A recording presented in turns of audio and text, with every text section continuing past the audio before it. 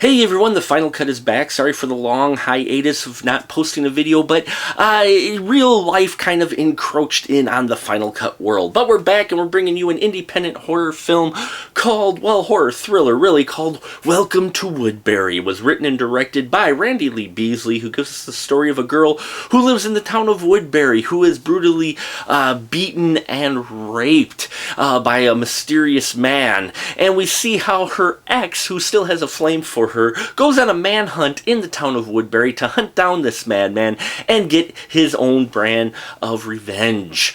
Welcome to Woodbary is a micro-budget film, and I enjoyed it. I enjoyed this story. Now, it kind of had that crime thriller feel with horror elements, and it's similar to the old 80s like Dirty Harry films you had, that had that kind of horror element to them. They were the thriller, but they also had kind of the action going on. There is a little bit of action going on in this film, but for the most part, it really is following the character Derek Stark as he goes looking for this crazy madman that did this thing to his girl.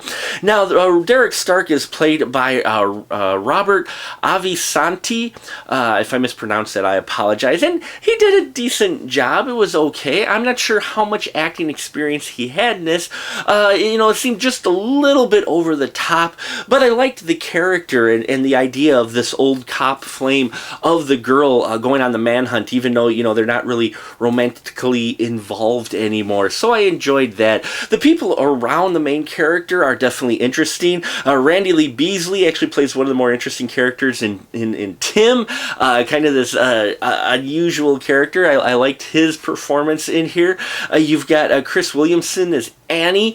You've got Robert Romero in here. Yes, Robert Romero. We've heard that name a number of times before. He's been in a few of our other indie micro-budget films we've reviewed here. He gets to play the evil man. Go figure. He's always getting the evil guy roles, but he plays that very well. He really can do the crazy, and you can see that experience here when he brought it to the screen in the role of the evil man. You can definitely tell Robert has no trouble at all playing this crazy psycho killer.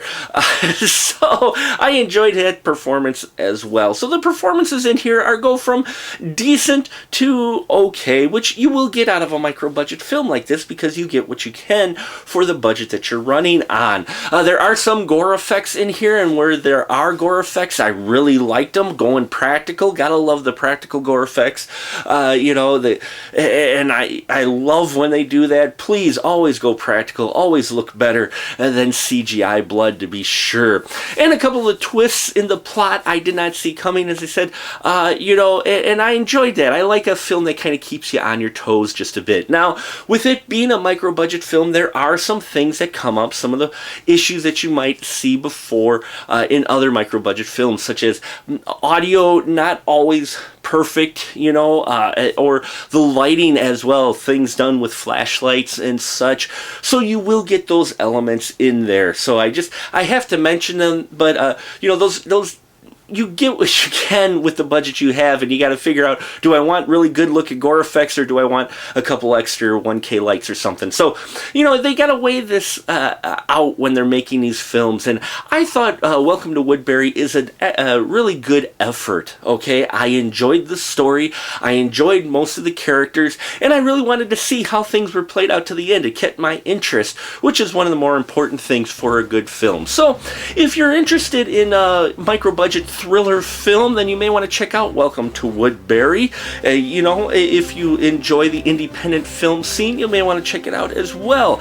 I would recommend it to those folks who like those films because Welcome to Woodbary definitely is a really strong effort by Randy Lee Beasley, and I really look forward to seeing what he comes out with next.